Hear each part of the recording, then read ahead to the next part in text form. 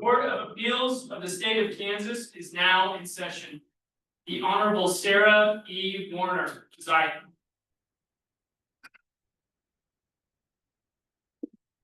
Thank you very much. Please be seated.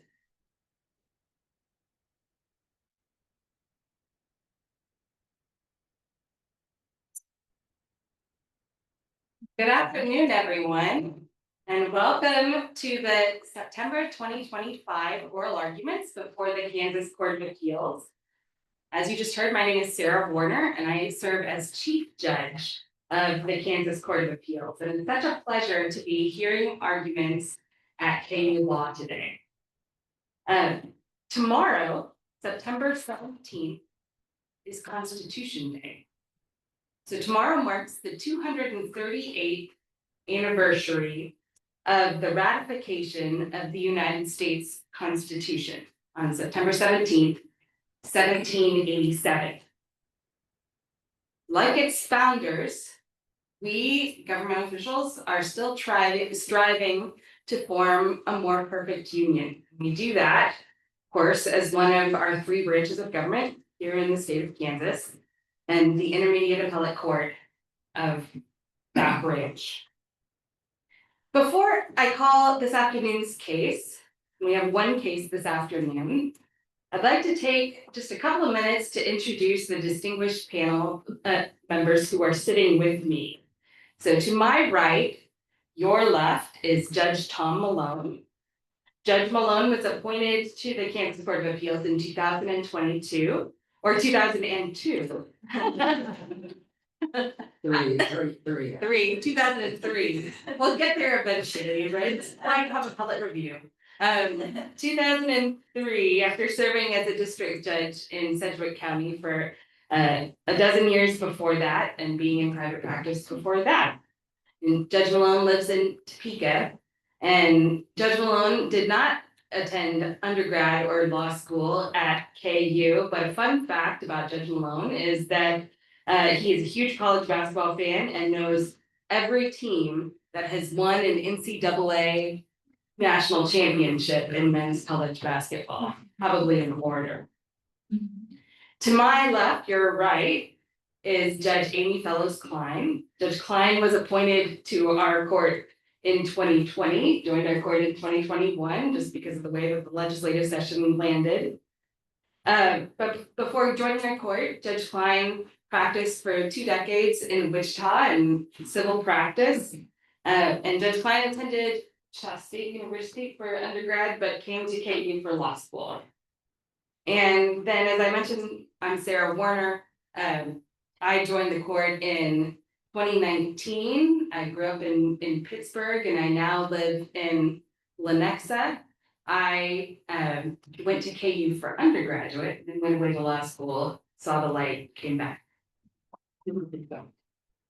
Before joining the bench, I had the opportunity to work in private practice in Lawrence at a firm just right downtown, and so this is a bit of a homecoming for me. So it's fun to be here.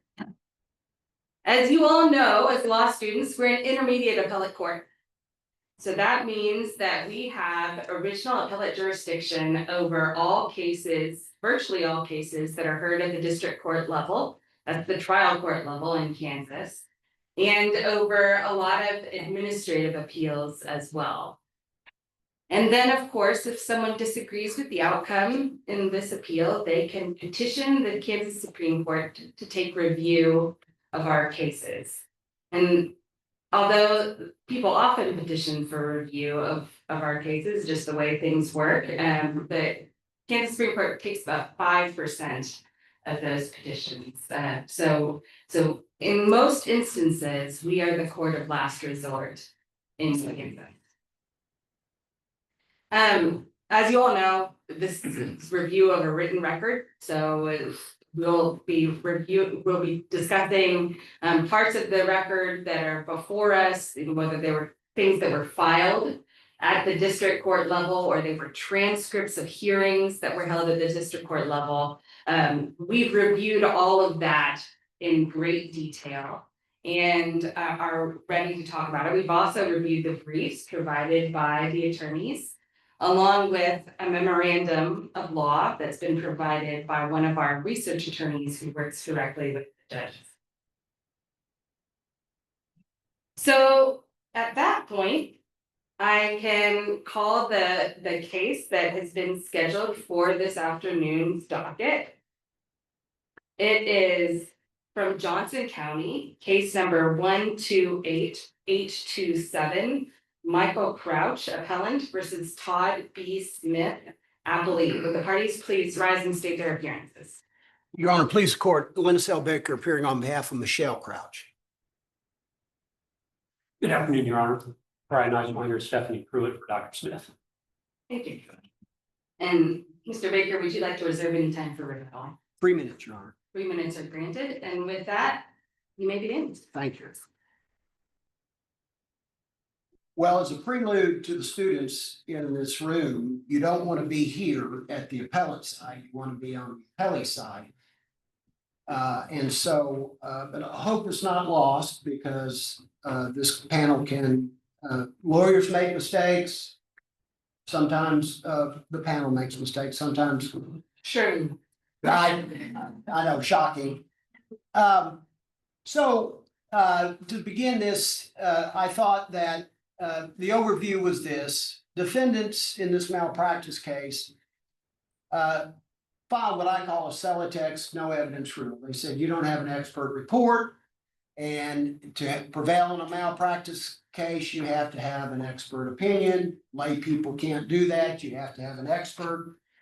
And so they said, we don't think you have an expert, therefore we win. You don't have any evidence. The motion in which they filed, though, said first, they said, well, Baker, you didn't timely file your expert report, and that comes from, we gave you a draft of a case management order, and you didn't follow it. You didn't, the expert disclosure was September 15, 2023, and you haven't done that.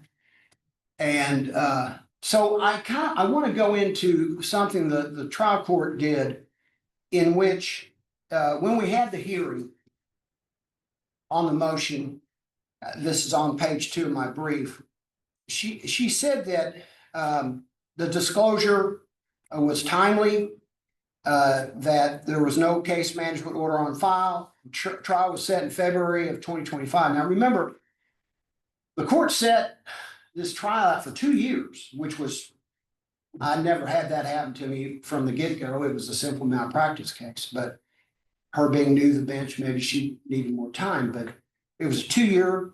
And she said that the statutory time, which was correct, 90 days from the trial date. And she said, I understand there may have been a case management order exchange, but there's never truly one agreed to. And since it wasn't filed, then the court does not make find that there was an untimely disclosure. Now, when you fast forward, though, and I want to go into the emails briefly, because that timeline matters, and you need to see this, because on May 9, 2023, defense counsel sends me a draft, it's watermark draft, and he says, here's this case management order for review and approval. The next email I got, it's Exhibit B. It's 5 months later, a year and 9 months till trial. And he says it doesn't appear that CMO has ever filed in this manner. Okay. But he said, we intend to submit the draft we had sent to you in May. But before doing that, we want to check, see if you have any experts. Okay. So by the time October 12, 2023, the deadline under that draft had already expired, September. So that it's no good, you can't do anything. And I'm thinking to myself, I'm not your paralegal. I don't file if you want a case management order, you know how to do that. Counsel, I'm curious. So the district court judge in this case found that the expert disclosure was not untimely. Right. So why are we talking about it? Well, because she talked about it.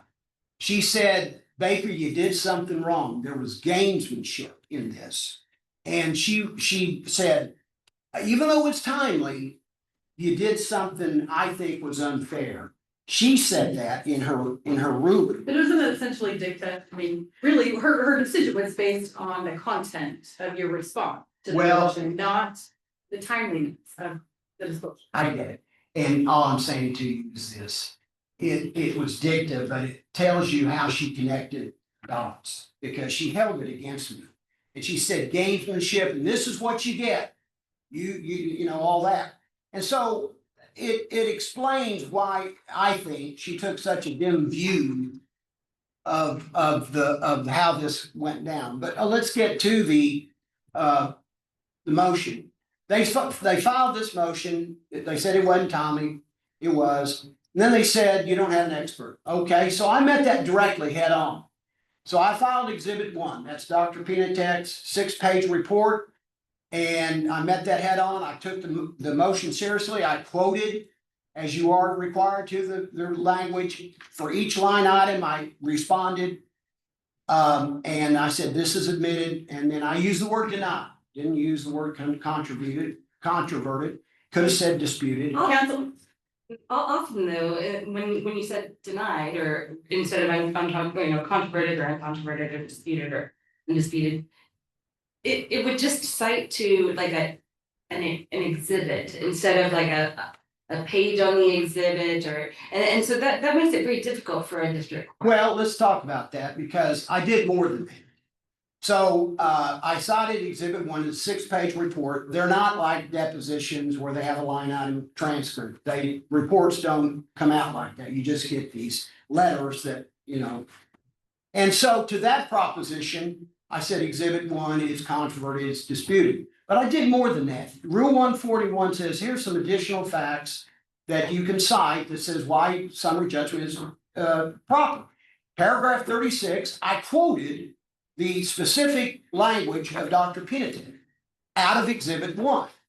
So I, council, that was in your additional statement of fact. That was not in response to theirs. And the court found all of the defendants' statements of facts were admitted because you didn't comply with that rule when you responded. You said, for example, in response to number 9, when they say the only evidence in this case is that no negligence on the part of Dr. Smith caused plaintiff to experience any medically diagnosable injury, you say deny exhibit 1. And the rule requires you to summarize the testimony or the evidence, or at the very least cite to the page in the expert report that has the opinion you're relying on to controvert those facts.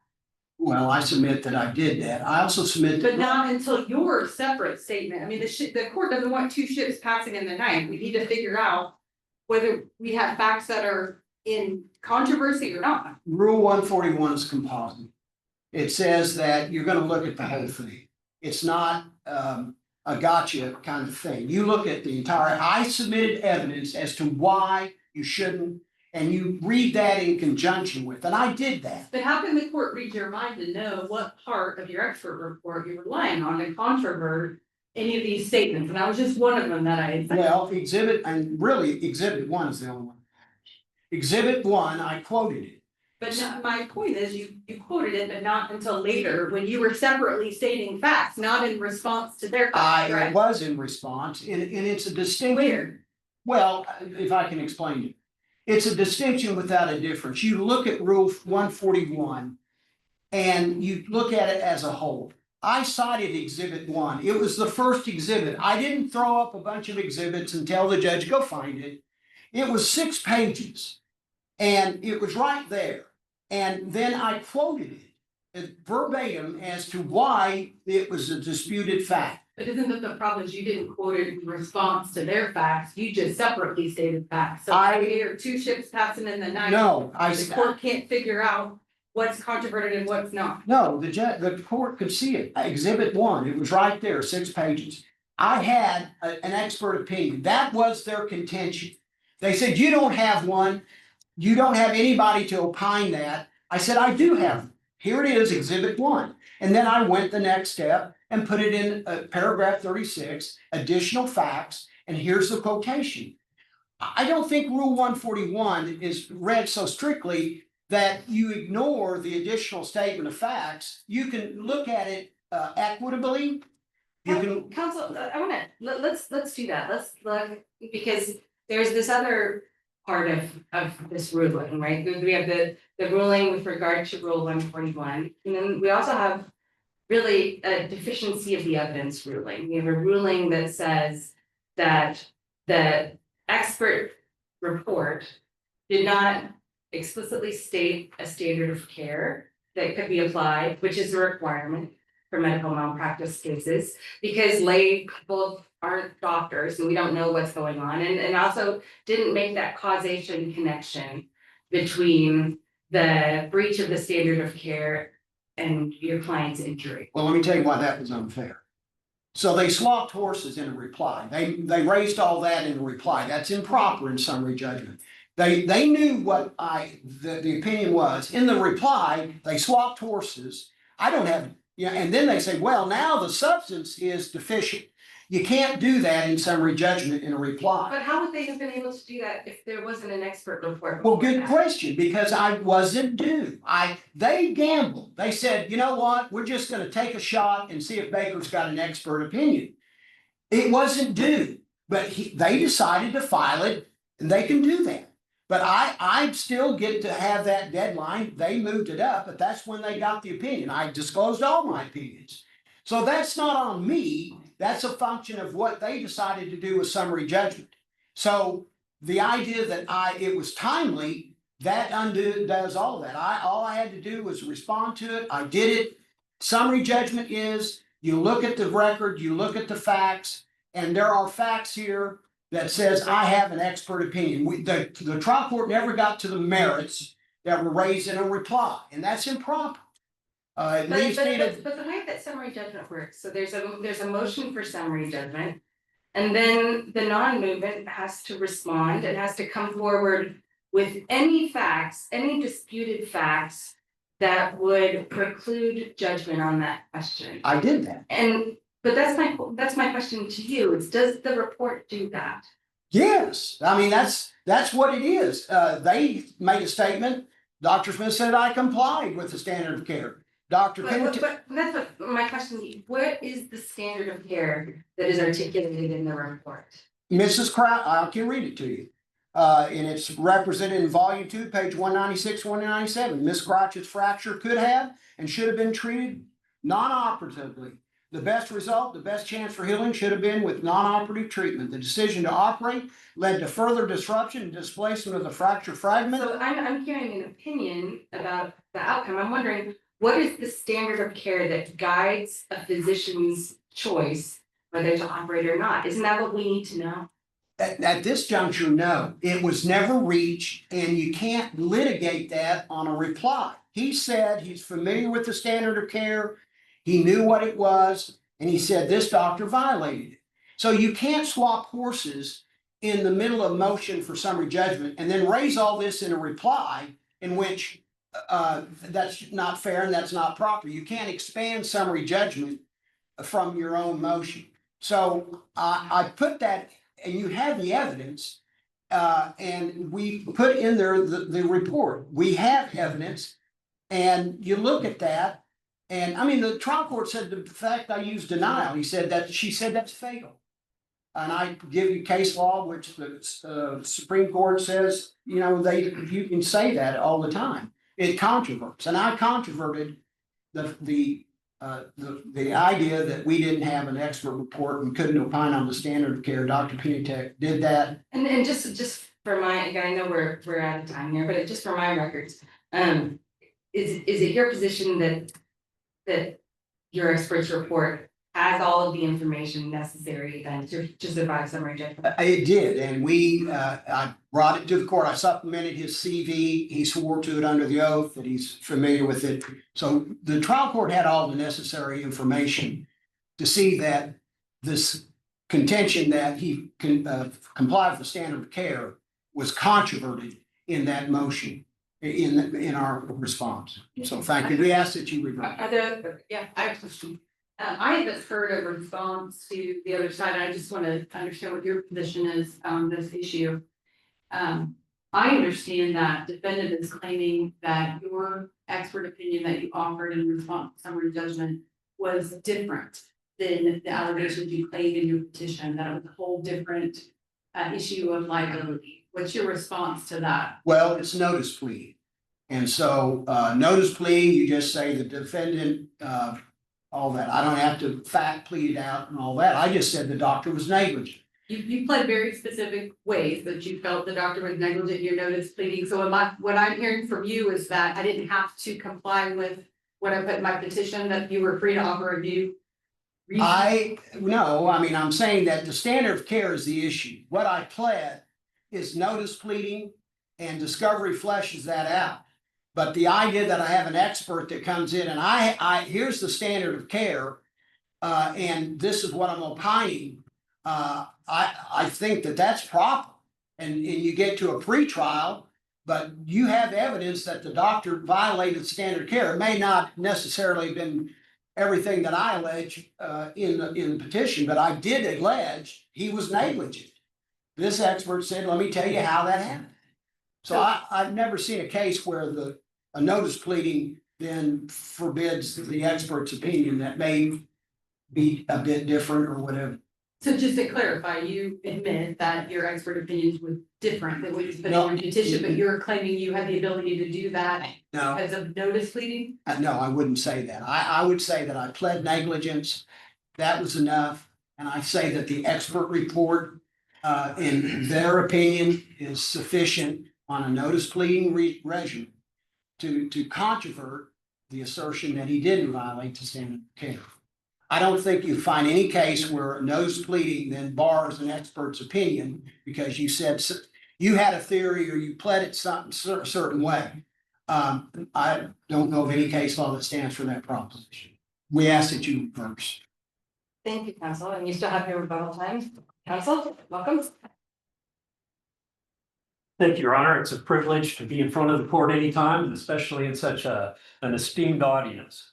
I couldn't help but walking through the doors today, think back about first week of civil procedure, and my professor said, don't think great thoughts, just read the rules. That's what this case is all about. Read the rules. They're no secret. 6256 sets forth the summary judgment rule in the civil procedure, and Supreme Court Rule 141 tells you exactly what to do. Supreme Court Rule 141 says that each fact contains specific or precise references to pages, lines, and or paragraphs. And both, Your Honor, have referred to the fact that you don't just throw it out there. It's somewhere in this 100-page document or 6-page document or whatever. You tell the court, and the district court quoted from another case where they said judges aren't like pigs looking for truffles, where they have to go root around through the whole file to see what's there. It's up to us as litigants to say, all right, this is the fact, and here's the sworn document or the verified document that verifies that fact. That's what the judge can look at. In this case, there was almost a complete disregard for these rules. The first two. Counsel, it's like that kind of permeated the case. It wasn't just this briefing, but you know, the absence of a case management order, kind of the parties passing in the night in terms of what it is that we thought the allegations were, summary judgment and expert disclosure and report being filed as, you know, concurrently with a response, and thus new arguments in the reply. None of this is normal. No, and you know, we practice on the Missouri side as well, being in Kansas City, and that's kind of the way things go over there a lot. The rules are different. In Kansas, we follow the federal rules, and the federal rules set forth some fairly specific procedures to move a case along to disposition. This case was filed in late 2021. You know, in 2023, we sent a scheduling order over to opposing counsel, never heard back. So October rolls around, I'm looking through my file because nothing's happened on it. And it's like, gosh, this never got filed. So I got a hold of him and said, you know, you're gonna have an expert? Yeah, we'll have one in November. So then the first week of November rolls around, you got an expert yet? No, I'm gonna have one later this month, I'm busy. And we waited until the end of January. Now, Dr. Smith spent 8 or 10 years of his life becoming a doctor. And as you all know, in Kansas, there is no presumption from a bad outcome. Doctors are presumed to have acted within the standard of care. And it's up to somebody that's challenging them to show why not. You know, my client had been a defendant in a lawsuit for 3 years at that point. And enough was enough, you know? So if you want an expert report, you can file a motion for a scheduling order, file a motion to set a case management conference. Sure, we can also file a summary judgment motion anytime. And it was my belief that there wasn't any expert there. 3 weeks after we filed our summary judgment motion, we got an expert report that we got, it's deficient. It doesn't set forth that the opinions rendered are expressed within a reasonable degree of certainty and define what that means. You know, there's two main things you have to have an expert report in a med case. You got to say what the standard of care is and there's breach of it. And you have to say that the opinions you're expressing are expressed within a reasonable degree of medical certainty. And you have to say what that is. Because what may be a reasonable degree of medical certainty to me may be different than the panel. And so you've got to say what it is when you say that. And there's no magic words, which it has to be more likely than not, is the crux of what the definition has to be. You won't find that in anything the plaintiff ever filed, ever. So that's where we can fuss about whether the trial court scrutinized the plaintiff for the timing on his expert disclosure. It doesn't matter. We can fuss about whether the plaintiff followed the rules in responding to the summary judgment motion. And it really doesn't matter. What matters is that if you give the plaintiff the benefit of the doubt on every single point and read his expert disclosure, he still fails. That there's not sufficient evidence there. We don't have any burden of proof. You know, we're the defendant. All we have to do is say, hey, the plaintiff doesn't have evidence to support their case.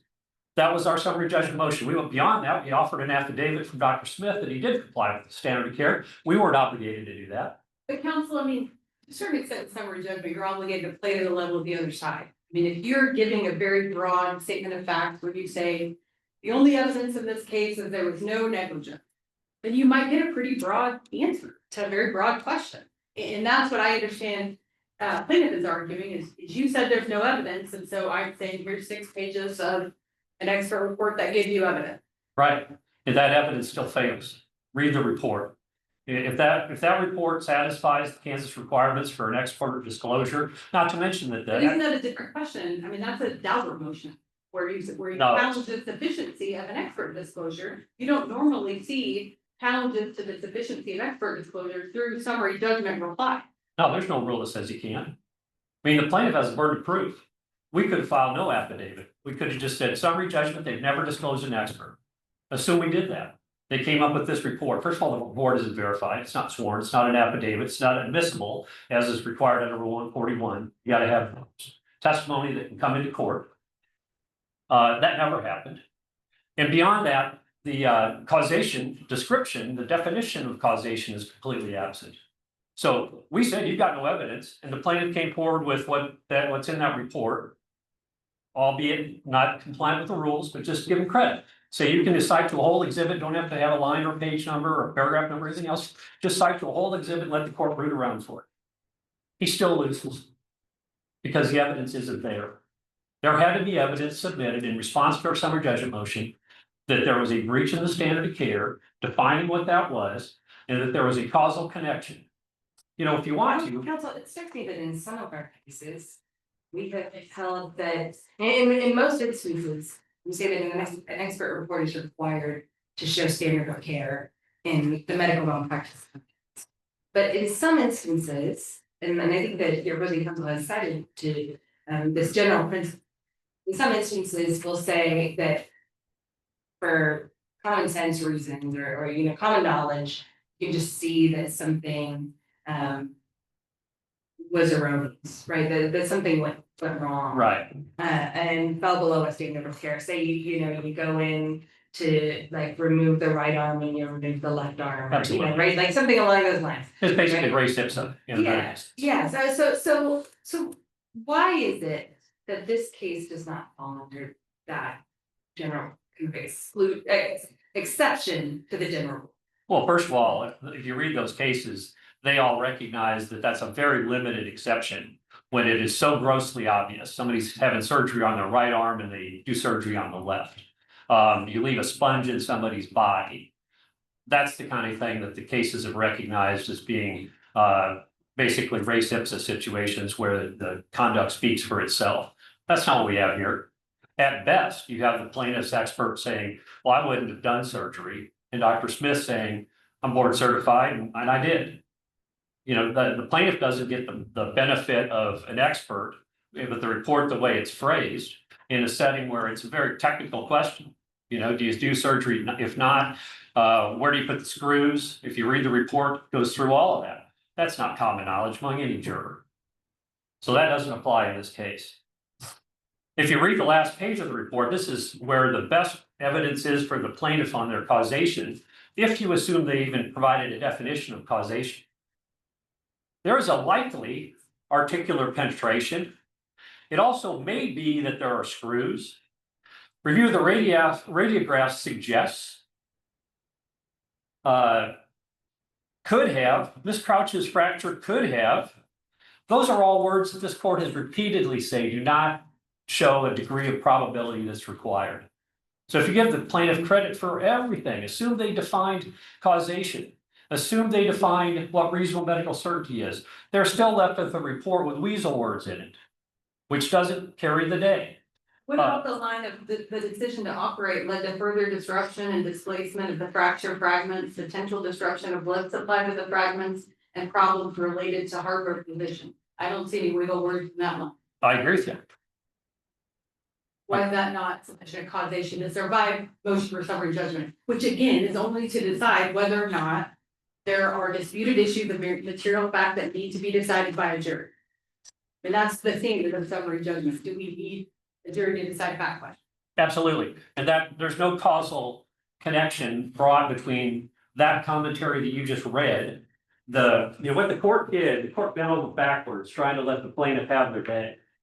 And the plaintiff submitted a supplemental affidavit 7 months later, in July, I think it was, of last year, trying to cover up the causation issue. And at that time, or the deficiencies in the expert disclosure. At that time, the plaintiff, you asked Mr. Baker whether the disclosure was complete, the 6-page disclosure was complete. It wasn't. He filed a subsequent affidavit showing that his expert was qualified under the 50% rule in Kansas. That was done in July. The court gives the plaintiff the benefit of that. We still end up with, if you look at what the plaintiff presented, there is no causation sworn testimony. There is no standard of care sworn testimony at all. Read the expert report. It's not an affidavit. It's not sworn. It's in no way admissible. If I would have come into Your Honor and the district court said, here, I got a report, I'm just going to admit this into evidence, you'd go, whoa, you don't do that. So this report of itself, exhibit 1, was completely lacking to support the plaintiff's case. The affidavit they later submitted remedied that with respect to the 50%. Now, I'll tell you the irony of this whole deal is that when plaintiff filed their expert disclosure in February of 2024, after we filed our summary judgment motion, attached to that was actually a sworn statement or verification from their expert that provided the language that they needed. And you know what? They didn't cite it to the court. So the very deficiency that I'm telling you is completely fatal was sitting in the court file and the plaintiff never ever cited to it. So. But that's an error that we can see. That's what? That's an error that we can see and we can cure. So. Not under the summary judgment rules, Your Honor. It's up to the plaintiff to bring the evidence. The court doesn't have to go back through the court file and look for things. You know, what we had here, this is like a textbook case of not following the rules. If the plaintiff would have taken each statement of fact and controverted it, you look at the first 2 statements of fact, he lumps them together and then puts one response to 2 paragraphs. I mean, this is just a complete breakdown. And, the Illig case that Your Honor wrote is a good case to scrutinize this one on. There's a case from Judge Brattle, the Howard case, which is the Howard case is a stronger case for the plaintiff than this one. Because in Howard, the plaintiff eventually submitted the documentation that supported the causation and defined causation. That never happened here, ever. I mean, based on the record the court has, there is simply no evidence to allow the case to be considered beyond what Judge Triplett did. She did an exceptional job. This motion was filed in January. We had 2 hearings on summary judgment to give the plaintiff a chance. She allowed supplemental briefing. And her opinion lays this decision-making out that the court went through in meticulous detail. It's hard to listen to criticism of the way Judge Triplett handled this case because she was generous, if not overly generous, in allowing the plaintiff an opportunity to try to fix all the mistakes. I have a clarification question for you about the Yes. court's order. I don't see anywhere in the order, tell me if I'm missing it, that addresses the plaintiff's additional statement of facts, which you responded to in the reply. But when I look at the court's order, she seems to only address your statement of facts. Am I missing somewhere in the record where she talks about the additional statement of facts and whether any of those are controverted? I don't think she did because we basically, the statement of facts that were tendered by the plaintiff, we grabbed that brief.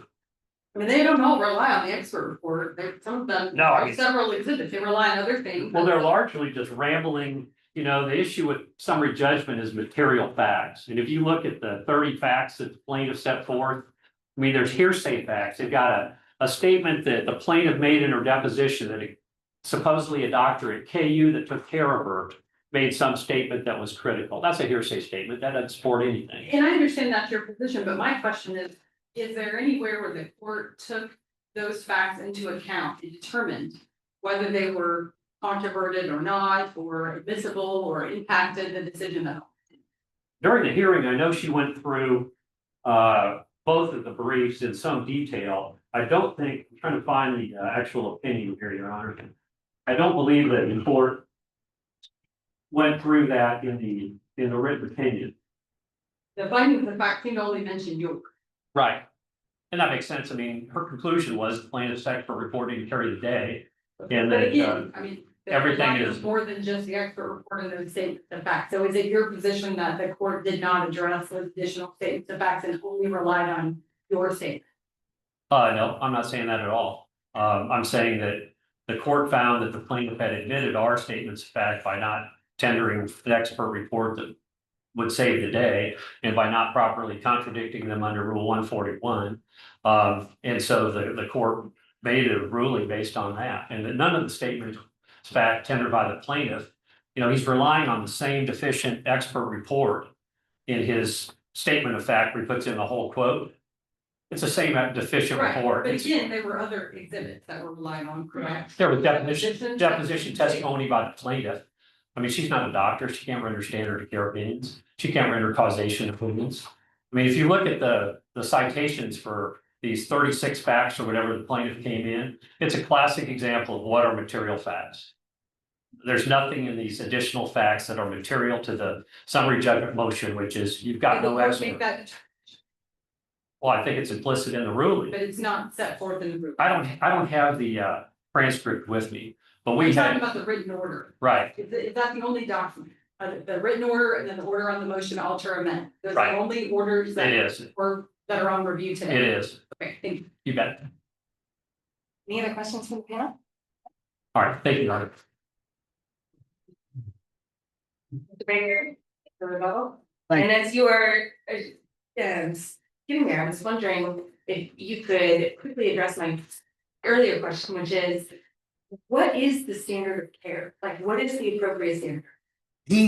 If you look at the appendix, and it's citing in the summary judgment, exhibit 1. And let me first address something the council just simply got wrong. He said it wasn't sworn. Exhibit 1, exhibit 30 says the attached letter is signed by me, accurate, no opinions are rendered within a reasonable degree of medical probability and certainty. I state that I'm familiar with the above and it's true and made under penalty of law. So he did swear under oath, contrary to what counsel just said. He also quotes in here that he's familiar with the standard of care. And he states that. He said, and one of the issues in this case is that Michelle Crouch was an x-ray tech. She went back to the doctor, show me the x-rays, show me the x-rays. He didn't show them to her. And then lo and behold, the rehab got the x-rays and said, look at that screw penetration. You'll never get better. So she goes back to the doctor and said, what's all this about? Well, all that. That has to do with, and the Dr. Penatech said, there is no, nor is it clear that she was informed of the deterioration of the alignment and fixation in a timely fashion. So he says that violates the standard of care. Where does he say that violates the standard of care? I read that as just a factual statement instead of his understanding of what happened. He says Dr. Smith's operative treatment of Ms. Grouch was the sole cause in requiring her to have further surgery, including reverse total shoulder replacement and undergo prolonged painful rehabilitation and recovery process. That's built into that. He didn't tell her, she didn't know. Once he found out, according to our facts, he dropped her. She had to go to the KU and they said it's too late. Arthritis, now we got to do this whole other thing. So it's sworn under oath. The additional facts, and let me emphasize, you cannot attack the substance of the report because that wasn't attacked in the motion. And you can't swap, the case law is replete with, you can't raise new issues in a reply. And the trial court never reached the substance of the report. So that's for another day. But the idea that they filed that Celotex, you don't have any evidence, and you've got an expert report, we got that. We put it in the record, Exhibit 1, and that's sufficient to comply with it. She didn't even mention substantial compliance. I know we're low on time, but what is the way that you see this happening? Like, what's the fix here? Say that we agree with you and we reverse, and this goes back for a trial. Are you left with this expert report? Are you supplementing this report? It happens all the time. They haven't deposed the doctor. He's free to give opinions that would be consistent with. But they don't have to depose them. No, they don't have Could be to. stuck with this They report, don't have to, and but then the they can file it out with them. they could file a document and say, let's just hammer down on this and let's see if you can get to where you want. You want to disqualify the attorney or the doctor, that's what you do. But that hasn't happened. So all this is way premature in the way they have tried to frame this. You can't file a attack of substance of a report in a reply. That's not what their motion was about. They simply said, you don't even have one. And I met that head on with Exhibit 1. That I put into evidence, those additional facts in Exhibit 1 was right there, substantial, even if you want to look at substantial compliance. The courts don't look at this like a gotcha game. It was there. It's clear to you that we have an expert report. I didn't just get one overnight. I produced 3. So I was diligent. Council, I think that we're at the end of your time, but if you want to take 15 seconds and wrap up. go Okay. ahead. Thank you, Judge. So I think what you're faced with is you've got an overlay of the court said it was timely, but somehow I did something wrong. And therefore, but if it's timely, there is no prejudice to the defendant. And so it was timely. This court needs to reverse. I had competent evidence to rebut their statement that the standard of care was compliant with. We have that evidence. You see the evidence. And they can come back and do a Daubert. They can do all kinds of things. But at this point, she is entitled to a trial on the merits and be heard on the merits, not on this. Thank you, Judge. All right, thank you, counsel. Thank you for your arguments today. Thank you for your arguments and briefs. We'll take the matter under advisement and issue a written opinion as soon as we're able. At this point, court is adjourned, but we're not going to move. So we're going to stay here. We're gonna just like undo our road here a little bit, and we're here to now answer some questions about the process. As you all know, you're all law students, you know, we can answer your questions about the judicial process generally, we can answer questions about ourselves. Can't answer anything about the case that you just heard, or any case pending before us or could be pending before us. Right. And maybe one good thing to do is that in terms of kicking this off is I'll just go to my colleagues and I'll give them each just a minute to introduce themselves and explain their path to the bench. Sure, Judge Malone, who has been with us since 2003. I'm originally from Wichita, spent most of my life there. Graduated from Newman University and then went to the other law school, Washburn. I graduated there in 1979, way before most of you were born. I practiced law in Wichita for 12 years. That's all I ever wanted to do, quite frankly. I had no judicial career on my mind at all. But then as time progressed, some of my colleagues suggested that I would be good at being a judge. And I guess I let that go to my head, so I did pursue a judicial career. Being from Sedgwick County, that's a district in Kansas where we elect our judges on a partisan basis, so I didn't run against a judge. There was a judge who was retiring, so I chose to run for that division. But I did have opposition. I won the election, and I was a judge there for 12 years.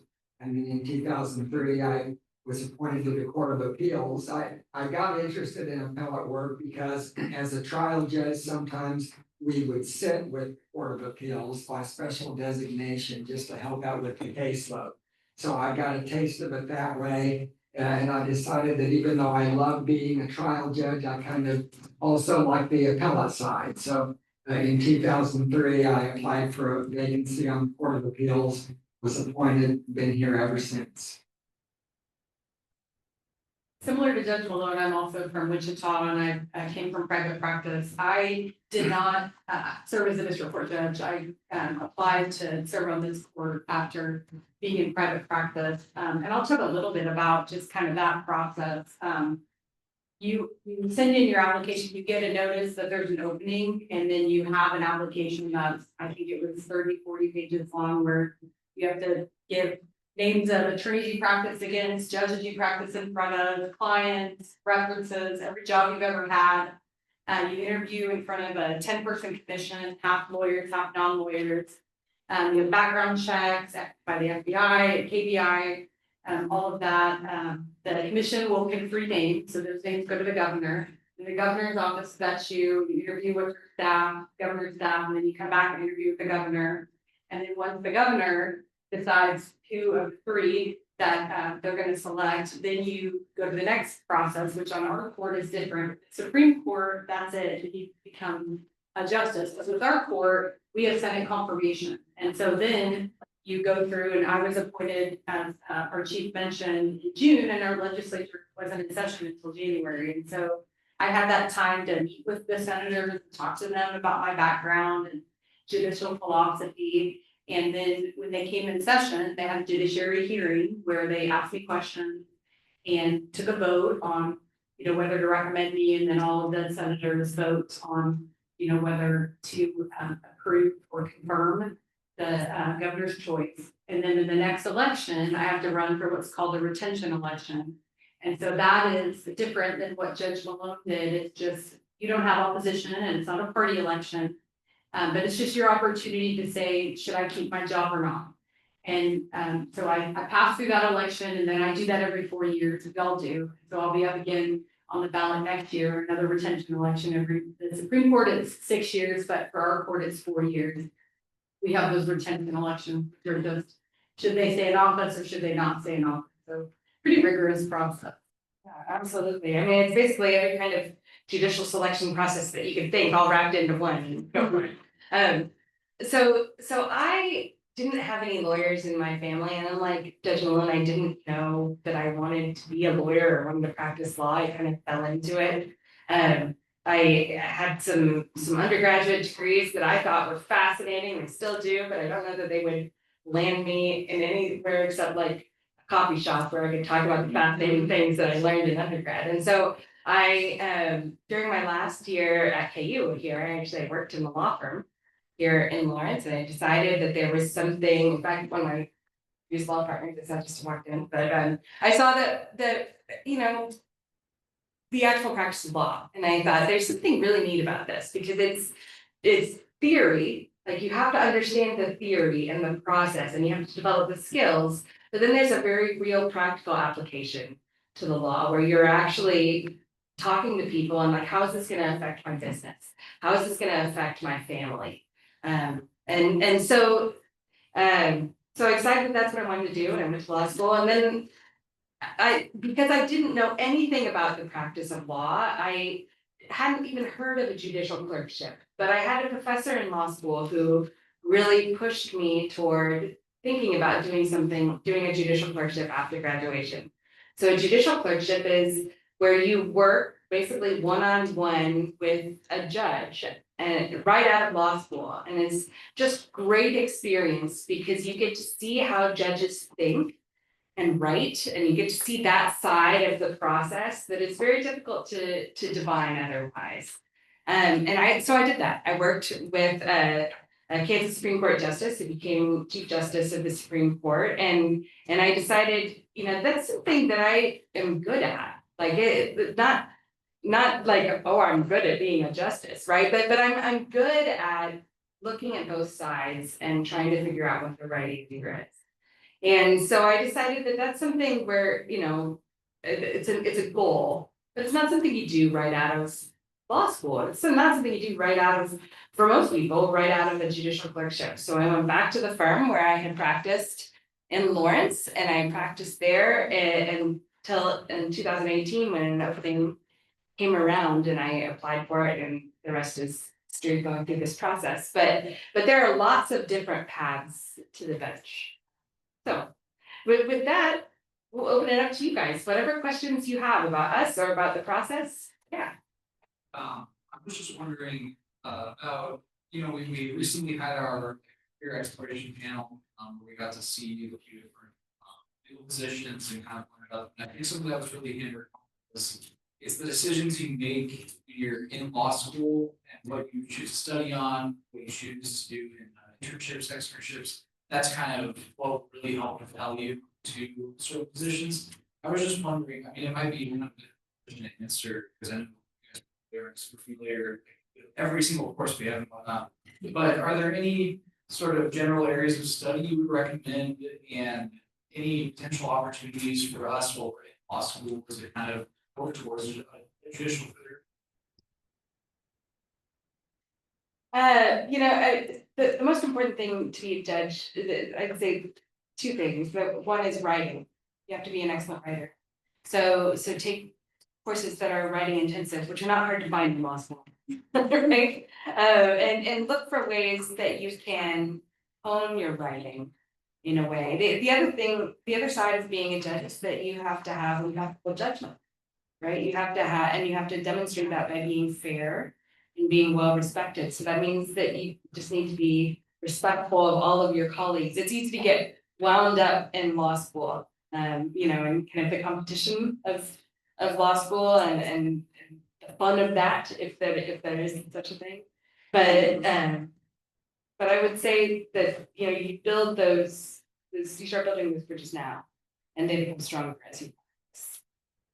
And I'm a big proponent of the clinic. I did legal aid clinic in law school at KU, and I represented juvenile clients, had family law trials. If you want to be a judge, go watch judges all over. See how they act, how they run their courtroom, different types of judges, between district court and court of appeals.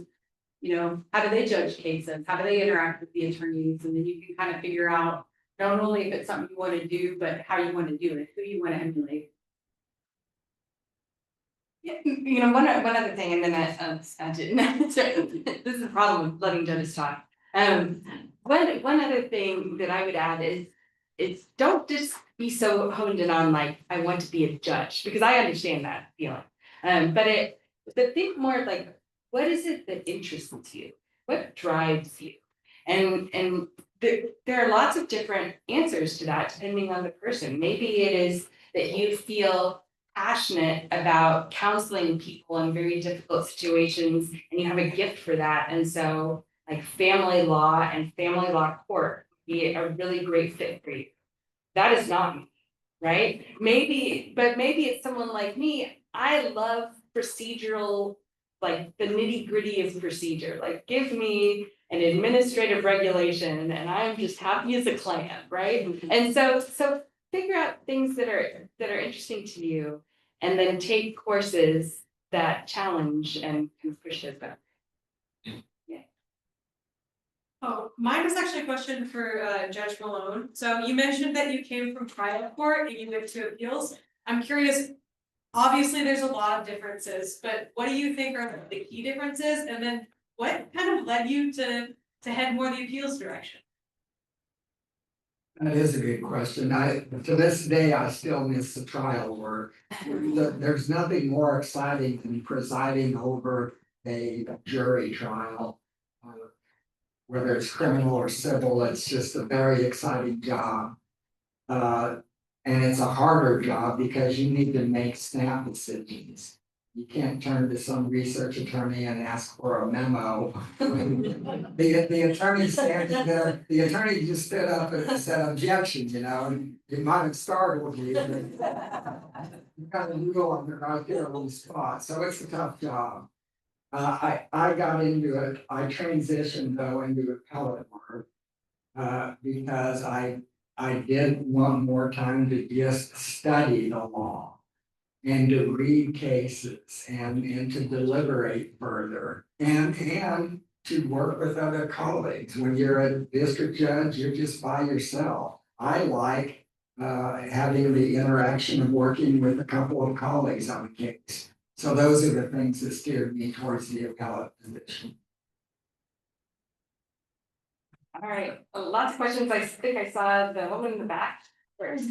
So this is obviously like, just for lawyers in general, a very emotionally taxing job, like have this kind of weight on your shoulders, either on your work side, things that really affect people's lives. How do you deal with that and or like, what are your mechanisms for not like taking it home at the end of the day? Well, I mean, so I'll start and say, I'm not sure that there's a way not to take it home. I mean, it's part of the reason this is a profession is that you kind of take on the flow of what it is that you do, but there are certainly things that you can do. I think that the weight of the position, it is a grave one, but rightfully so. I mean, we're deciding things like whether someone should have their liberty taken away for dozens of years or not, or whether someone should have the rights to their kids terminated. Or, whether someone should essentially, be in debt to a person for who knows how long. I mean, these are big weighty questions that we're deciding. So I think that it's good that they weigh on you and it's fitting that they do, but we're people, so we have to look for outlets. We have to look for the things that bring us joy in life, and maybe besides just this, right? And maybe it's family, or maybe it's music, or maybe it's something. And you have to make sure that all of those other aspects of your life are strong and vibrant, so that you can be well equipped to do this.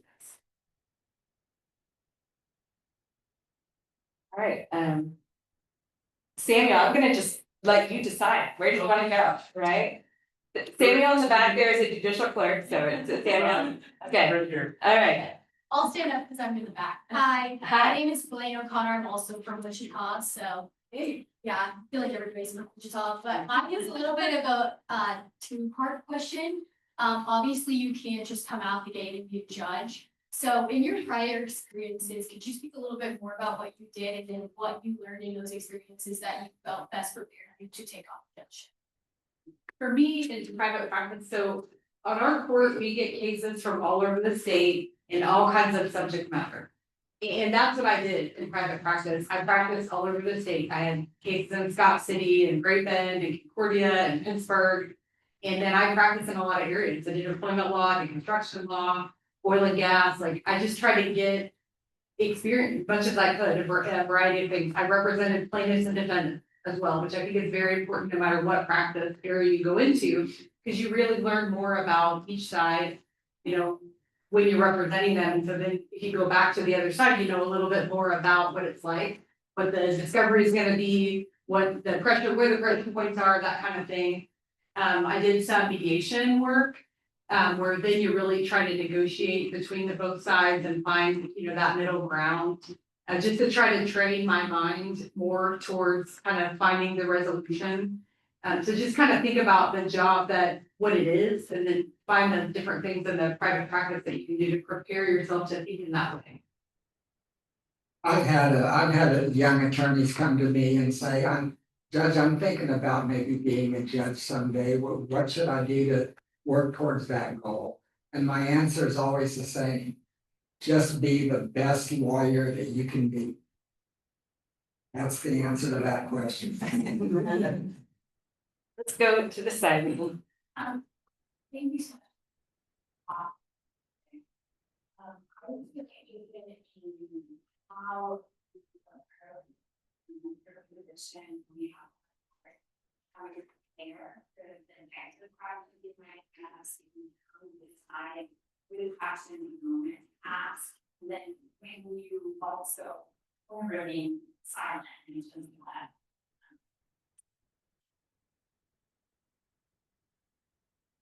That's a great question. And you know, it varies from me from case to case.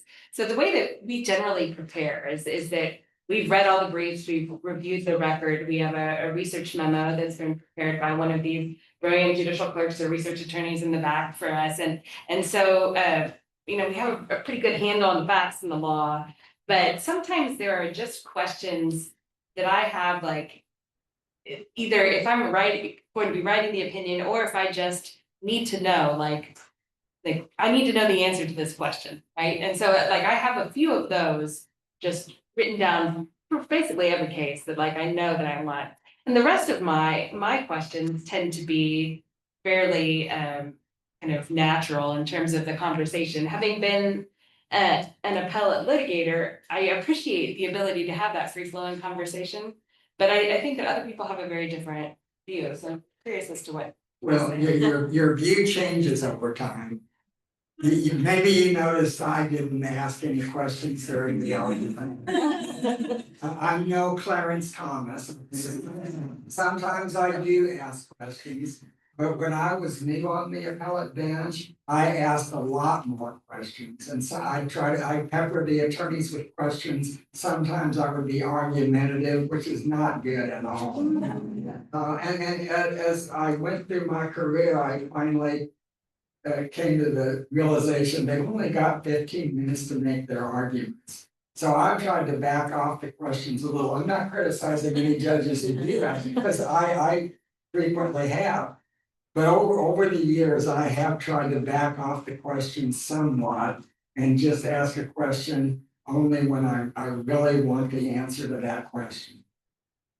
And as an attorney, when I argued appeals, no offense, but I hated when I didn't get questioned. So I always try to put myself at that podium and like, you're here, I want to know, what are the issues you have? And that's what I try to focus on is here are my roadblocks to give you the relief you want me to give you, help me overcome them. Or sometimes I'll close the doors, like, did I miss something in the record? We get thousands of pages. Maybe it's in there and we just haven't found it. I want to make sure that I understand the facts. But a lot of times it is just, help me help you. If you want me to get there, sometimes I'll even come out and say, here's my problem, and I'll hand it to the attorneys and, you know, help me solve it. Because I figured if that's the relief that you want, you know, then you gotta help me get there. But I do probably think a lot about as an attorney, and it was more exciting for me arguing to get questions and to respond to them. I really like that back and forth. And so that's the mindset I get into. And you know, some judges, I know from experience being in practice, some judges kind of like to ask gotcha questions, or like questions to make themselves feel smart. I don't think we have anyone on our Kansas benches that do that. So I think that if we're asking a question, it's because we just genuinely need to know the answer, and that way we can get to it. So let me in the back there. Yes. I know, right? Every lawyer I ever talked to is, and continuing to hear from the professors, they talk to us about the importance of your relationship with others in the legal. How has that helped you in your career, just generally, and how has that changed since you become an appellate judge? Well, help me get the job, you know, for sure, because the best letters of recommendation that I had were from opposing counsel. I mean, it's just honest. And you're gonna have a lot better mental health if you can go into the courtroom and argue and advocate for your client, and then when you're done, talk to the other side, like, how's your wife? How are your kids? What have you been doing? Don't take it personally, don't treat it personally. And you're just gonna feel better, you're gonna practice better, you're gonna be more respected. So when you get a case that maybe it's something you've never heard of, and maybe you have a colleague who you had on the other side of the case and you know that they practice in that area, and you can call them, say, hey, have you ever had this kind of case? I thought that you did, can you help me? Give me a law review article, where do I start? If you treat people professionally, then they're gonna be willing to, and I know I probably talked about this in orientation, but they're gonna be willing to help you out. You gotta be that person that helps them out too. And I think, so that's the interpersonal relationships, which are extremely important. I also think that being members of a professional organization like a bar organization is is very important to me. And I think it's probably the number one reason that I am where I am today. Because you develop relationships that are outside of your practice area.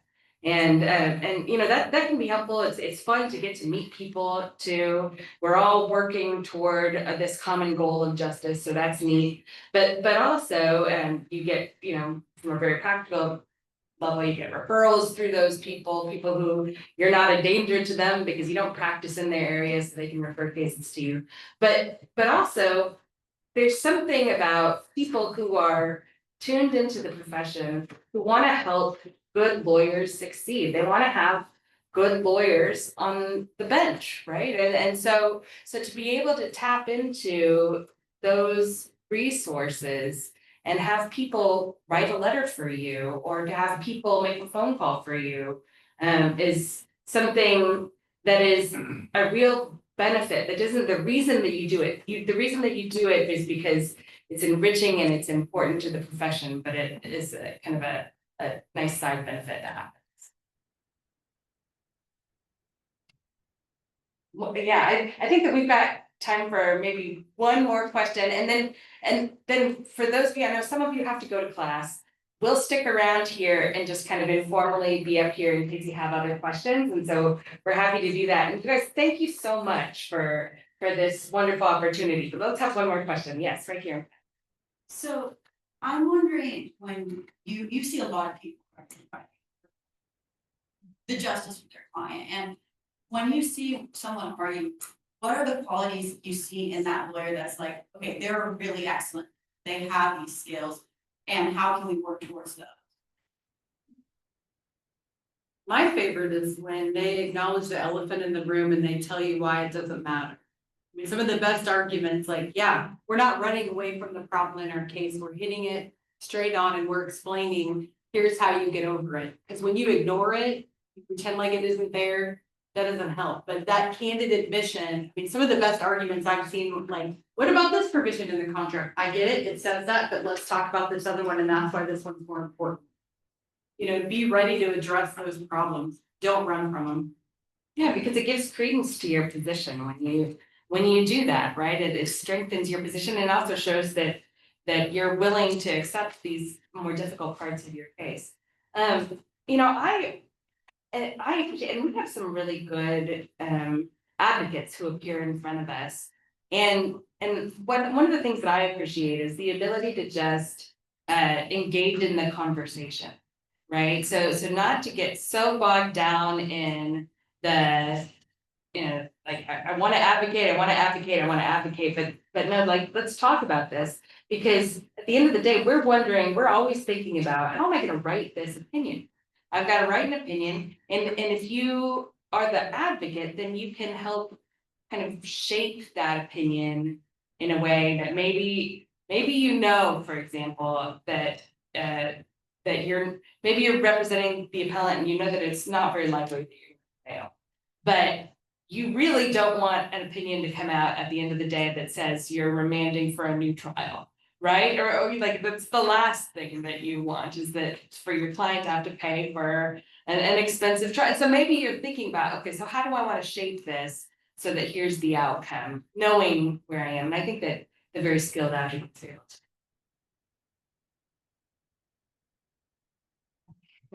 All right, well, like I said, thank you all so very much. We will stick around for a few minutes and then we're gonna go upstairs and conference all these cases.